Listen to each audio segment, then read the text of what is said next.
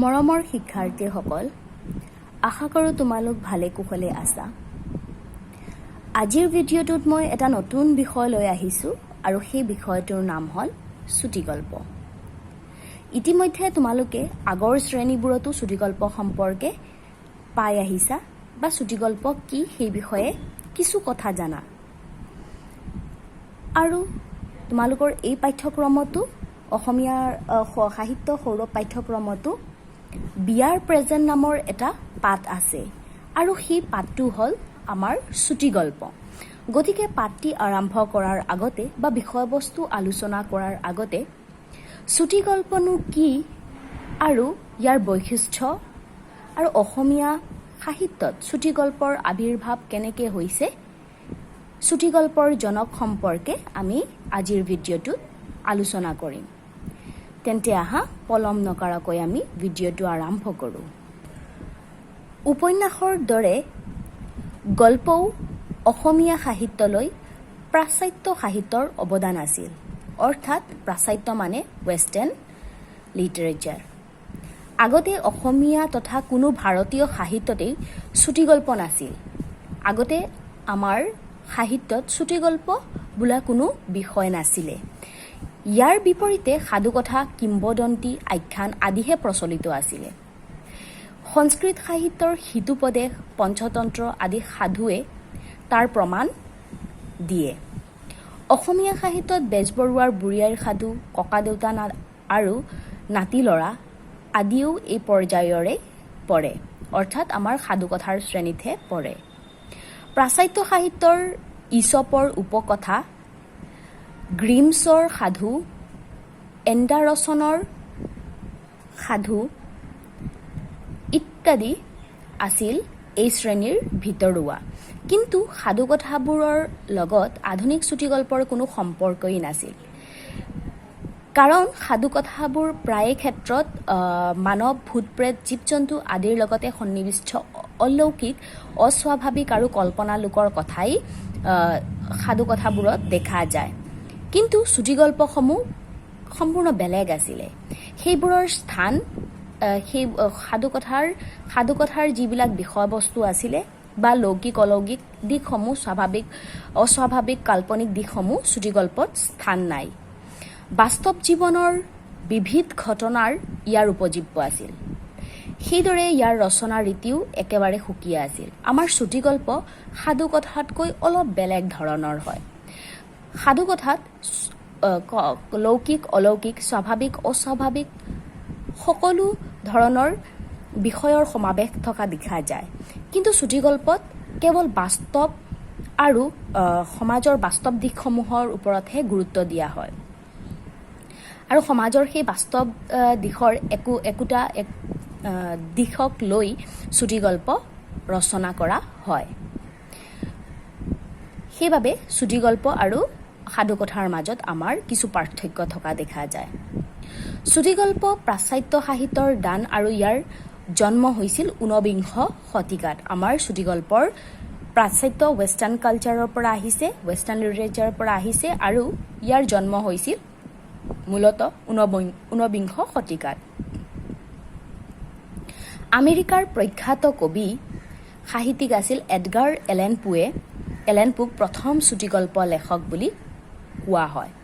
আমেৰিকাৰ যিজন প্ৰখ্যাত কবি সাহিত্যিক আছিল এডগাৰ এলেন পো, তেওঁক চুটিগল্পৰ জনক বুলি বা লেখক বুলি জনা যায়। ঊনবিংশ শতিকাৰ শেষৰ ভাগতেই গোটেই পৃথিৱীতে চুটিগল্পৰ সমাদৰ বাঢ়ে আৰু অসমীয়া সাহিত্যতো ইয়াৰ প্ৰভাৱ পৰে। ঊনবিংশ শতিকাৰ শেষৰ ফালে আমাৰ এই চুটিগল্পই যি প্ৰসাৰতা আৰু জনপ্ৰিয়তা লাভ কৰিছিল, গোটেই পৃথিৱীতেই তাৰ আমি স্বীকাৰ কৰিব লাগিব। অৰুণোদয়ৰ নৈতিক আখ্যান, উপকথা আদিৰ প্ৰকাশ পালেই প্ৰকৃততে জোনাকী কাকততেই চুটিগল্পই পোনতে ভুমুকি মাৰে। অৰুণোদয়ৰ নৈতিক যিবিলাক আখ্যান অৰুণোদয় কাকততো কিছু পৰিমাণে হৈছিল, যদিও জোনাকী কাকততে চুটিগল্পৰ পোনতে ভুমুকি মাৰে বুলি আমি ক'ব পাৰি। লক্ষ্মীনাথ বেজবৰুৱা অসমীয়া চুটিগল্পৰ জনক আছিলে আৰু আমাৰ অসমীয়া চুটিগল্পৰ জনক বুলি কোৱাৰ লগে লগে আমাৰ মনলৈ আহে সাহিত্যৰথী লক্ষ্মীনাথ বেজবৰুৱাৰ কথা।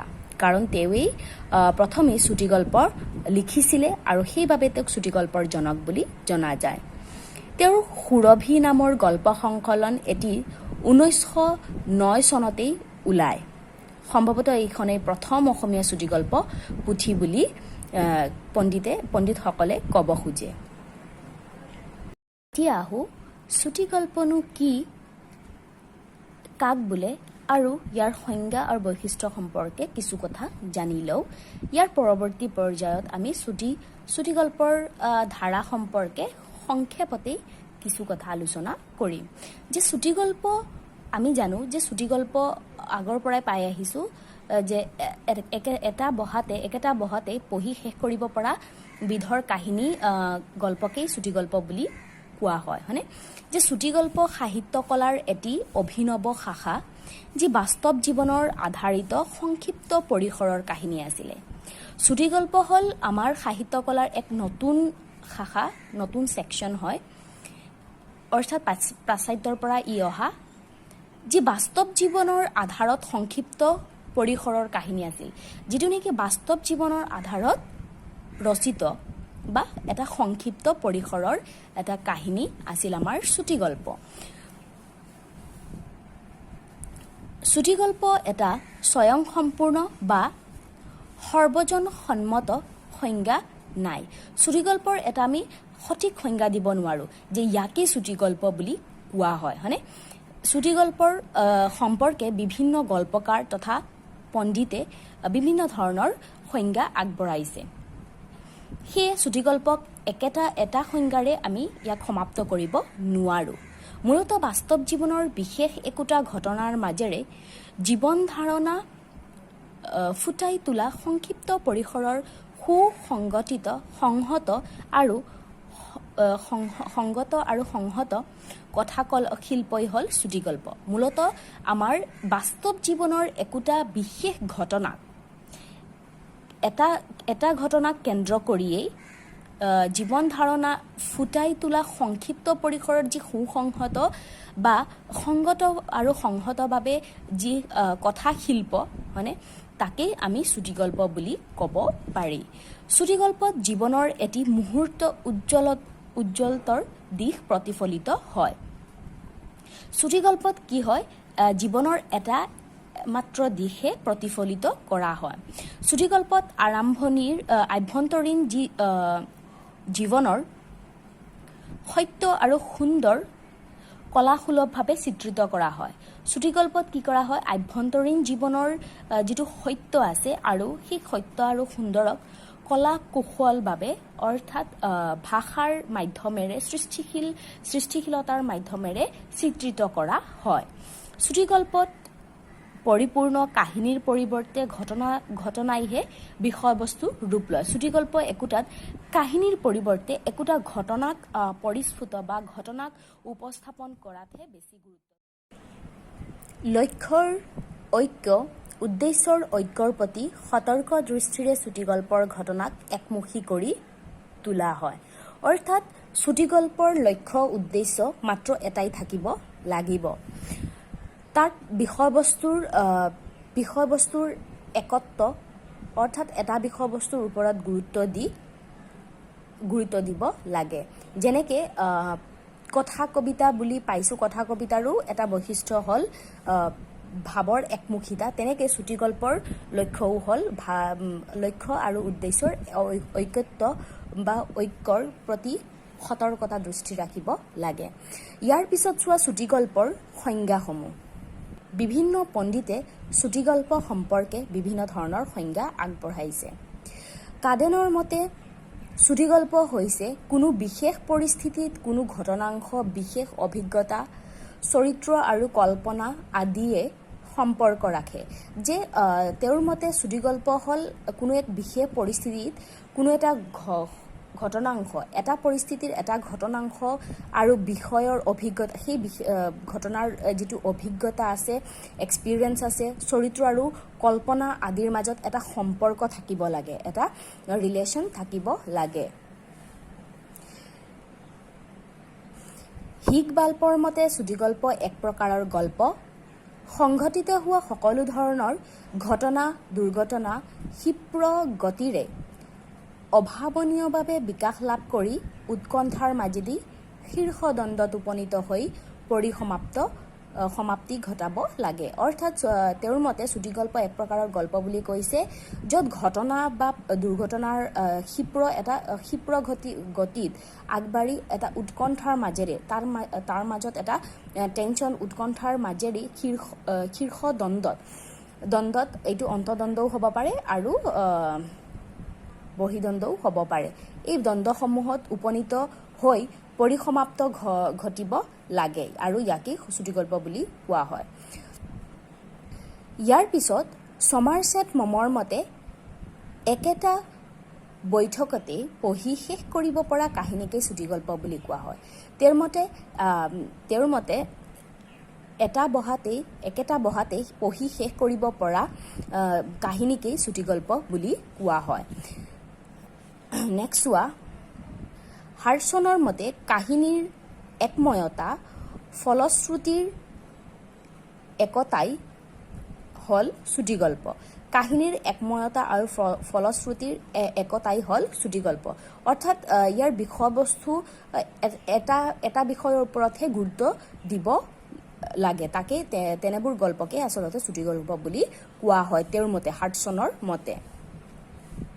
ইয়াৰ পিছত H.G. ৱেলছে কি কৈছে যে চুটিগল্প হ'ল এক সহজ সৃষ্টি যাৰ পৰিণতি সদায় একক। চুটিগল্প তেওঁৰ মতে H.G. ৱেলছনৰ মতে তেওঁ কৈছিলে যে চুটিগল্প হ'ল এটা সহজ সৃষ্টি যাৰ পৰিণতি সদায় একক। এটাহে পৰিণতি, এটা বিষয়ৰ ওপৰতহে তাৰ পৰিণতি লাভ কৰিব পৰা বিধৰ হ'ব লাগে। ইয়াৰ পিছত হেৰিছৰ মতে চুটিগল্প আপেক্ষিকভাৱে চমু বৰ্ণনা য'ত এটা মাথোন কৰ্ম, এক চৰিত্ৰ আৰু এটা মাথো পৰিস্থিতি চিত্ৰণ কৰা হয়। অৰ্থাৎ তেওঁৰো মতে চুটিগল্প হ'ল এটা সংক্ষিপ্ত চমু বৰ্ণনা য'ত কি আছে এটা মাথো কৰ্ম বা এটা কাম বা এটা চৰিত্ৰ আৰু এটা মাথো পৰিস্থিতি, এটা চিটুৱেশ্যনৰ ওপৰত চিত্ৰিত কৰা হয়। ইয়াৰ পিছত এডগাৰ এলেন পোৰ মতে আধা ঘণ্টাৰ পৰা এঘণ্টা বা দুঘণ্টাৰ ভিতৰতে পঢ়ি শেষ কৰিব পৰা বৰ্ণনাত্মক কাহিনীয়েই চুটিগল্প। তেওঁৰ মতেও আধা ঘণ্টা বা এঘণ্টাৰ ভিতৰত যাতে একেটা বহাতে আমি পঢ়ি শেষ কৰিব পাৰোঁ সেই কাহিনীকে আৰু তেনেবোৰ কাহিনীক চুটিগল্প বুলি কোৱা হয়। মুঠতে প্ৰায়বিলাক যিসকল লেখক বা পণ্ডিতে বা গল্পকাৰে চুটিগল্পৰ যিটো সংজ্ঞা আগবঢ়াইছে তাৰ পৰা আমি এটা কথা স্পষ্ট হৈছোঁ যে চুটিগল্প মানে যে একেটা বহাতে চুটিগল্পৰ পৰিসৰটো অতি সংক্ষিপ্ত হ'ব লাগে, এটা পৰিস্থিতি বা ঘটনাক লৈ ইয়াক চুটিগল্প ৰচিত হ'ব লাগে, হয়নে? আৰু চুটিগল্পৰ চৰিত্ৰৰ সংখ্যাও অতি কম থাকিব লাগে। ইয়াৰ পিছত চোৱা, ত্ৰৈলোক্যনাথ গোস্বামীৰ মতে চুটিগল্প এক সংঘটিত আৰ্ট। ইয়াৰ যোগেদি কোনো এক কেন্দ্ৰীয় ভাৱ প্ৰকাশ কৰা হয়। বিক্ষিপ্ত ভাৱধাৰাৰ সমাৱেশৰ ঠাই চুটিগল্পত নাই। অৰ্থাৎ তেওঁৰ মতেও ছেম ভাৱ প্ৰকাশ কৰিছে যে তেওঁ কৈছিলে যে কি আছে চুটিগল্প এটা আৰ্ট, হয়নে? এটা সুসংগঠিত আৰ্ট। ইয়াৰ যোগেদি কি কৰা হয়, কোনো এটা ঘটনাক কেন্দ্ৰীয় ভাৱ প্ৰকাশ কৰা হয়। ইয়াত এটাতকৈ বেছি বিক্ষিপ্ত ভাৱধাৰা বা ভাৱৰ সমাৱেশ চুটিগল্পত নাথাকে বা চুটিগল্পত ঠাই নাপায়। মহেন্দ্ৰ বৰাই আলংকাৰিক ভাষাৰে শিল্প সৌন্দৰ্য সানি চুটিগল্প সম্পৰ্কে এনেদৰে কৈছে। তেওঁ আলংকাৰিক ভাষাৰে কৈছে যে চুটিগল্প সাহিত্য বিশেষ শিল্পকৃতি য'ত পোৱা যায় খনিকৰ বুকুৰ চিৰন্তন ব্যঞ্জনা আৰু বিন্দুৰ বুকুৰ খিন্দুৰ চেতনা।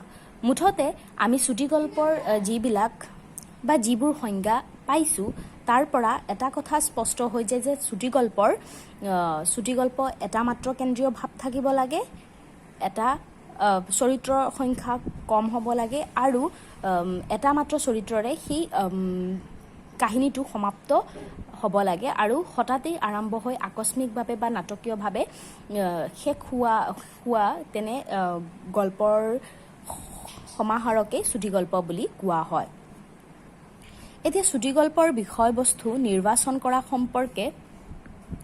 সম্পৰ্কে বিশিষ্ট গল্পকাৰ H.E.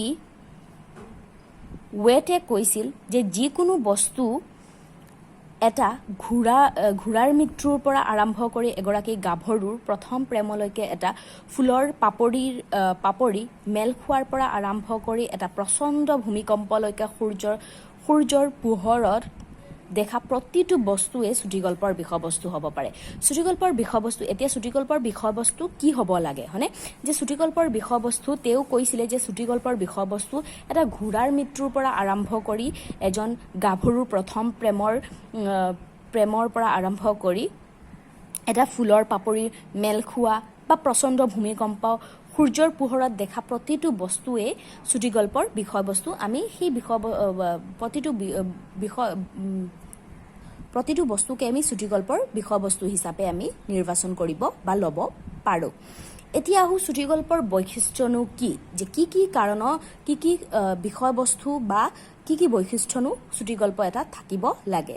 প্ৰথমেই হ'ল হ্ৰস্বতা বা সংক্ষিপ্ততা, ডেট মিনছ পৰিসৰত সৰু হয়নে?